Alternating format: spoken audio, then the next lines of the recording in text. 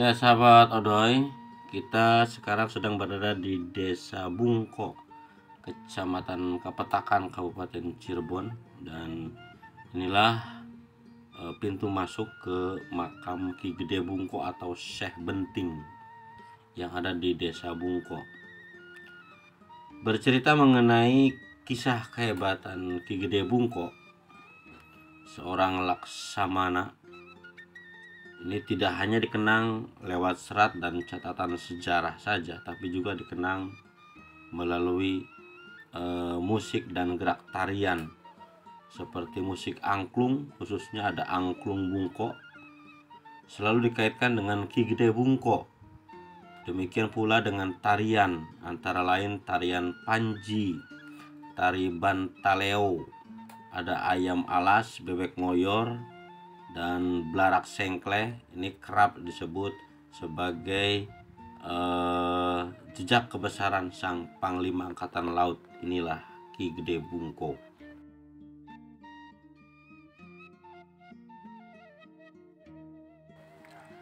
Cerita mengenai Ki Gede Bungko ditemukan dalam serat Saruban Kanda karangan Pangeran Abdul Hamid Sukamajaya pada tahun 1840.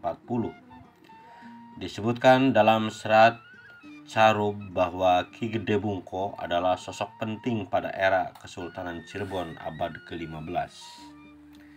Dialah sosok pahlawan dari Kesultanan Cirebon yang disegani oleh para pelaut Nusantara pun maupun pelaut asing. Ki Gede Bungko memiliki nama asli yaitu Jaka Taruna. Ia berasal dari Banyuwangi, Jawa Timur, seorang veteran perang Angkatan Laut Kerajaan Majapahit. Nah, lalu bagaimana ceritanya sehingga menjadi Panglima Perang Angkatan Laut Kesultanan Cirebon? Diceritakan bahwa Jaka Taruna adalah murid dari Sunan Ampel. Suatu ketika Sunan Gunung Jati sowan ke Surabaya untuk menemui Sunan Ampel yang ketika itu baru selesai bertapa selama 11 tahun. Rupanya ada kesepakatan penting antara kedua sunan itu. Sunan Ampel lalu menugaskan Jaka Taruna untuk mendampingi Sunan Gunung Jati ke wilayah Jawa bagian barat. Sesampainya di Jawa bagian barat itu, Sunan Gunung Jati menghadiahkan Jaka Taruna jabatan sebagai penguasa atau Ki Gede di Desa Bungko. Desa ini berada di kawasan pesisir barat Laut Cirebon. Sejak pemberian itulah Jaka Taruna lebih dikenal dengan panggilan Ki Gede Bungko. Dalam perjalanan waktu, Sunan Gunung Jati ternyata tidak salah memboyong Ki Gede Bungko dari Jawa Timur. Juga tidak keliru Sunan memberikan kekuasaan atas wilayah pesisir barat Laut Cirebon. Kehebatan sang veteran perang Angkatan Laut Majapahit itu masih bisa diandalkan untuk menjaga keamanan wilayah laut Kesultanan Cirebon. Kehebatan Ki Bungko teruji saat dipercaya Sunan Gunung Jati untuk memimpin penumpasan perompak keji di Laut Jawa. Kejadian bermula saat putra mahkota Sunan Gunung Jati, Pangeran Brataklana, dirompak oleh Luwu Ijo, pasukan perampok laut yang menguasai laut kawasan Gebang hingga Mundu. Pada peristiwa nahas itu, Pangeran Brataklana terbunuh bersama 10 pengawalnya di atas kapal ketika akan memasuki perairan Cirebon. Kapal dan segala hartanya di dalamnya dirampas. Mayat Pangeran dibuang ke laut setelah ditombak oleh Luwu Ijo.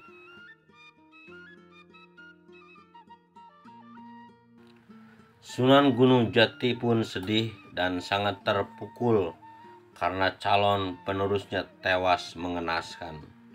Karena itulah dia menugaskan Ki Gede Bungko untuk membasmi Luwu Ijo. Tak butuh lama waktu Ki Gede Bungko berhasil membasmi perompak yang mengganggu keamanan di laut. Tak satu pun yang tersiksa, semuanya dibasmi. Setelah itu kondisi perairan utara Jawa pun stabil dan perekonomian internasional perdagangan rempah di Cirebon berjalan sukses. Tak hanya itu, pada tahun 1522 Ki Gede Bungko juga sukses menumpas pasukan Portugis yang kala itu bekerja sama dengan kerajaan Pajajaran. Usai kalah perang dengan Cirebon, Portugis saat itu diminta Raja Pajajaran Surawisesa untuk menjaga pelabuhan Sunda Kelapa, satu-satunya sumber ekonomi Pajajaran.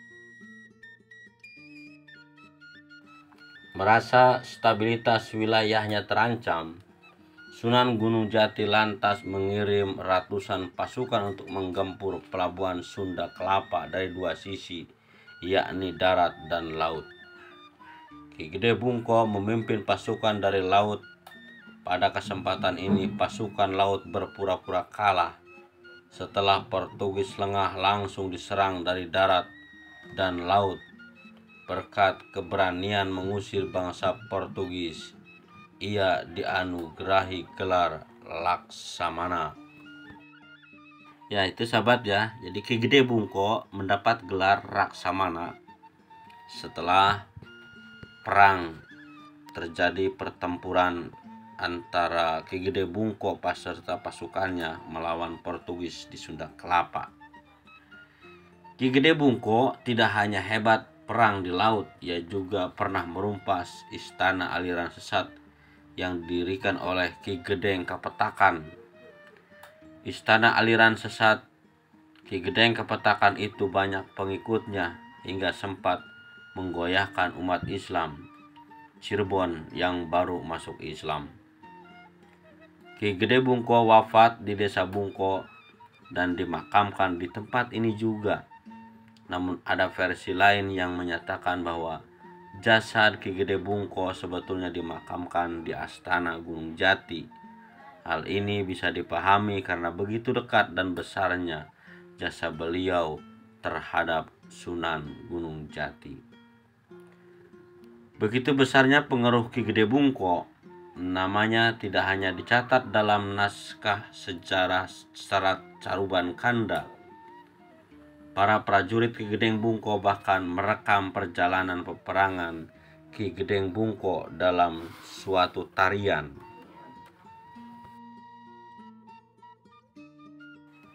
Oke sahabat, itulah sekilas tentang kehebatan Ki Gede Bungko atau Syekh Benting yang makamnya ada di Desa Bungko, Kecamatan Kapetakan, Kabupaten Cirebon. Jumpa kembali bersama Kang Aldo Channel, menguak mitos, fakta, dan sejarah.